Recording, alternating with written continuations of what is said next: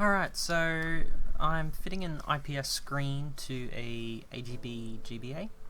It's a 40-pin model. So right now you're just seeing me take it apart. You'll notice there's an extra PCB in there. That's just an additional play and charge battery controller from an Xbox One battery. Because I use nickel metal batteries, it was the same that it used, so I just soldered it straight in, 1 amp circuit. Right now you're just seeing me twist the chassis to remove the screen and the layer, and test fitting, making sure everything sits where it needs to. Now it's on the CNC router. I'm cutting out where it's specified in the instructions to make sure the new screen fits properly. Just marked it with some permanent marker. Here you see me just cleaning up all the little burrs and whatnot, making it all nice and clean.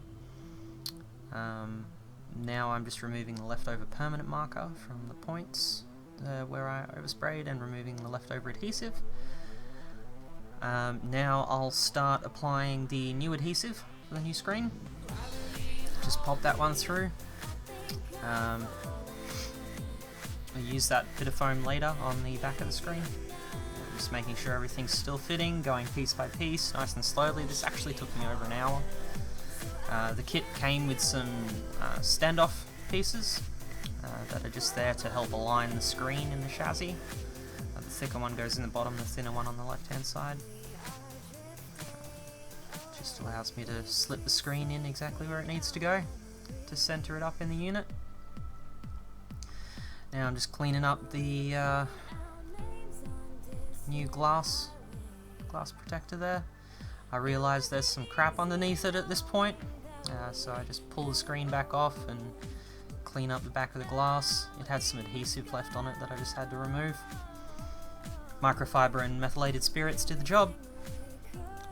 You'll see me clean the screen and pop that back in as well. And now it just looks absolutely gorgeous with a little bit of attention. Now, you don't want to be putting this thing back together with fingerprints on the inside. Now I'm preparing the motherboard for soldering for the wires for the bright in and dim circuit. So it uses the select button, which there's a connector for at the top of at the bottom of the PCB there. So I'm just checking where all my wires need to go, how I'm going to route them, making sure everything fits. Adding some flux to the point, a little bit of solder, and boom, that one's on, nice and easy. Clean it up, make sure it's strong, it's always the way to go. Now I'm preparing to run the shoulder buttons. So I'm just soldering that in. You'll notice I actually soldered that one into the incorrect spot, the one on the left hand side. I noticed that pretty much 30 minutes from now, which was a real pain. So I'm just figuring out where I'm going to run these wires and soldering to the ribbon cable. A little bit of flux goes a long way. It makes this an absolute breeze of a project to do. Making sure they're on there nice and strong, they're not going to come off. They're not tall or proud. You'll see me grab a pair of side cutters here and just take a couple little edges off. A little bit of electrical tape, keep it all covered. Put that foam pad in I mentioned earlier. It just helps everything sit nice and tight with no issues and stops any shorting on the back of the motherboard. Route those cables where they need to go. So where I have them now will actually interfere with the shoulder buttons. I'll figure that out soon enough. At this point I did a quick test fit. Just chuck it together loosely. Just a couple of screws to hold it in place, and that's when I notice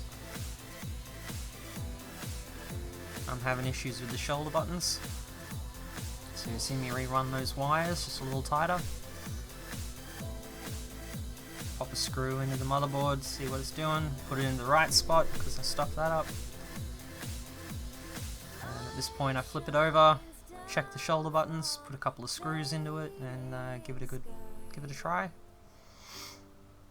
There we go. That's when I realised that the right shoulder button seems to be getting held down by the screen. So I take it apart and realise I've actually soldered it to the wrong point.